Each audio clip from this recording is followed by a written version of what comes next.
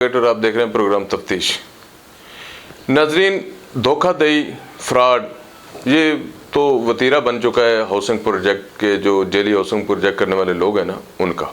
लेकिन इंतज़ामिया क्या कार्रवाई करती है, इंतज़ामिया किस तरह इनको देखती है, वो हमारे लिए थोड़ा परेशान कुन था।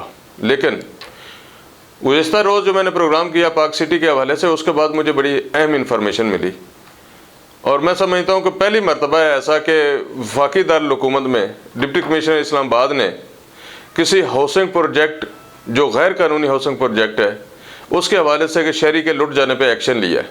और वो एक्शन जो लिया है वो उन्होंने पाक सिटी के हवाले से अटक से भी और हरीपुर से भी डिटेल तलब कर ली है। और उसमें एक लेटर म्यूनसिपल कॉरपोरेशन गाजी को भी लिखा गया है कि पाक सिटी के हवाले से हमें बताएं कि इस प्रोजेक्ट की पोजीशन क्या है, ये कानूनी है, गैर कानूनी है, और किस तरह से इसकी जो है लोग तशहीर कर रहे हैं और किस तरह से आवाम को धोखा दे रहे हैं।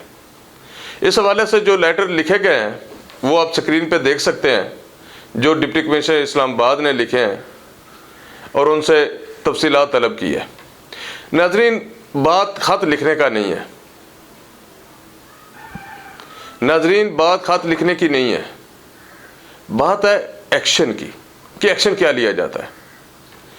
और मैं समझता हूँ कि वो बड़ा मसीहा है जिसने पाक सिटी के ख़िलाफ़ FIR करवाई, डॉक्टर इमरान की मैं बात कर रहा हूँ, और उस पर उसके जो वकील हैं या उसकी जो टीम है उन्होंने बड़ा भरपूर काम किया। और उसी के इवज़ ये जो कार्रवाई का एक सिलसिला शुरू हुआ है वो शायद उसी के इवज़ हुआ है। इस तरह से इस्लामाबाद में बैठकर फ्रॉड करने वाले ये सिर्फ पाक सिटी वाले एक नहीं हैं, इसके अलावा मुतअद्दिद और भी हैं। उज़्मा ग्रीन सिटी है, यहाँ पे ट्यूलिप था, अभी वो सुना है फिर काम कर रहा है, ट्यूलिप एनक्लेव की मैं बात कर रहा हूँ। इसके अलावा 7 वंडर है, एक बहुत बड़ा फ्रॉड है, वो लोग यहाँ पे काम कर रहे हैं। पहली मरतबा ऐसा हुआ है, मैं जब से ये हाउसिंग प्रोजेक्ट पे काम कर रहा हूँ या जेली हाउसिंग प्रोजेक्ट को मैं कोशिश करता हूँ कि समुंदर पार पाकिस्तानियों को इनकी इन्फॉर्मेशन दूँ, पहली मरतबा ऐसा हुआ है कि ज़िला इंतज़ामिया इस्लामाबाद भी एक्शन में आई है और पाक सिटी के हवाले से डिटेल तलब की गई हैं और उनके खिलाफ एक कार्रवाई का आगाज़ किया गया। होना तो ये चाहिए था कि फौरी तौर पे पाक सिटी के जो इस्लामाबाद में ऑफिस हैं, G11 में हैं या ब्लू एरिया में, उनको फौरी तौर पे सील किया जाता, सील करने के बाद अगली कार्रवाई की जाती। इसकी आपके पास क्या मंजूरी है, किस तरह से आपने इसको देखा है और किस तरह से आवाम को आप लूट सकते हैं?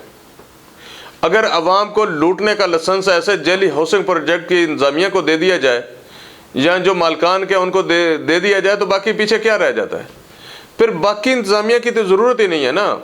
ज़िला इंतज़ामिया, पुलिस, ये सारे काम अगर जेल साजों को रोकने के लिए अच्छे साबित नहीं हो सकते या नहीं कर सकते तो मेरा नहीं ख्याल है इनका कोई फ़ायदा है फिर डिपार्टमेंट का। बड़ी अच्छी बात है डिप्टी कमिश्नर इस्लामाबाद ने अगर ये एक्शन लिया है तो मुझे उम्मीद है कि इसको वो अमली जामा भी पहनाएंगे और इस पर भरपूर कार्रवाई करेंगे।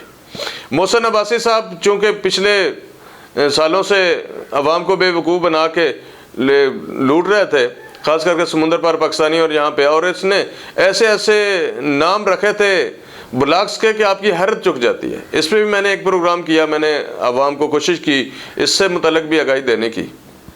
मैंने गुज़श्ता वीडियो में ये कहा था कि मैं मोहसिन अब्बासी के दीगर प्रोजेक्ट, जेली प्रोजेक्ट जो हैं उनके बारे में आपसे बात करूँगा, लेकिन एक ऐसी इन्फॉर्मेशन आ गई जिसके लिए ज़रूरी हो गया कि मैं आज इस पर बात करूँ। वो यही थी कि ज़िला इंतज़ामिया इस्लामाबाद एक्शन में आ गई है। उन्होंने पाक सिटी के हवाले से कार्रवाई का आगाज़ कर दिया है, TMA गाजी को ख़त लिख दिया है, डिप्टी कमिश्नर हरीपुर को ख़त लिख दिया है और इसी तरह ज़िला इंतज़ामिया अटक को भी लिखा गया है।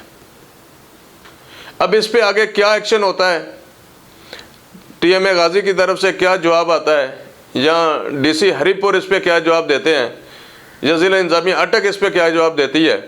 क्योंकि जब मेरी बात हो रही थी TMA गाजी में तो उनको जो मोहसिन अब्बासी साहब बताते थे वो ये कहते थे कि मेरा तो प्रोजेक्ट जो है वो 70% अटक में है और 30% जो है वो गाजी में है, यानी कि हरीपुर में है। 30% کا یہ جو کنسپٹ تھا یہ کہاں تھا؟ یہ بھی سارا ہوا میں تھا۔ یہ تب ہوتا ہے کہ انہوں نے کچھ زمین اٹک میں خریدی ہو یا انہوں نے کوئی زمین غازی میں خریدی ہو۔ میری انفارمیشن کے مطابق ابھی تک بھی محسن عباسی نے اس پروجیکٹ کے نام پہ 1 انچ بھی زمین نہیں خریدی، اور نہ ہی کوئی ایسا سلسلہ شروع کیا گیا ہے، اور نہ ہی گورنمنٹ سے منظوری کے لیے کوئی خط یا کوئی اس طرح کی جو ہے کارروائی کا آغاز کیا گیا ہے۔ اب دیکھنا یہ ہے کہ ضلع انتظامیہ اسلام آباد اپنے شہریوں کو کس طرح سے محفوظ بناتی ہے، اور سمندر پار پاکستانیوں کا پیسہ کس طرح محفوظ بناتی ہے، اور ان کے خلاف کیا کارروائی عمل میں لاتی ہے۔